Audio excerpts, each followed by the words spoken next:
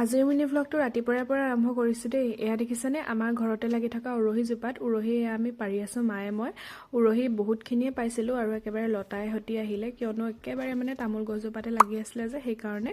আৰু এয়া দেখিছেনে আমাৰ উৰহি ছিঙি মেলি মানে হৈ গ'ল, এখৰাহি পালোঁ আৰু তাৰপিছত এইখিনি ধুনীয়াকৈ কাটি মেলি বেছিকৈ বুঢ়া যোনখিনি উৰহি আছিলে সেইখিনি মানে গুটিহে উলিয়ালোঁ দেই। এনেকৈ মানে গুটিখিনি খাই ভাল লাগে যে।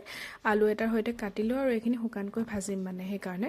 আৰু তাৰপিছত এইফালে দেখিছেনে নিমখত দি থোৱা বগৰী, এইখিনি আচাৰৰ কাৰণে ৰ'দত দি থোৱা হৈছে আৰু লগতে জলফাইও ৰ'দত দি থোৱা হৈছে যিহেতু আচাৰ বনাব লাগিব। আৰু তাৰপাছত এইফালে আকৌ আমাৰ মায়ে বনাইছে কচু পিটিকা, বিলাহী দি দিছে, কচু আৰু জলকীয়া নহৰু এনেকৈ দি পিনি কচু পিটিকা বনাইছে। আৰু তাৰপাছত বোলে এটা বগৰী খাওঁ, ইমান ধুনীয়াকৈ ৰ'দত দি থোৱা আছে, খাওঁ খাওঁ লাগে নহয় আৰু দেখিলে।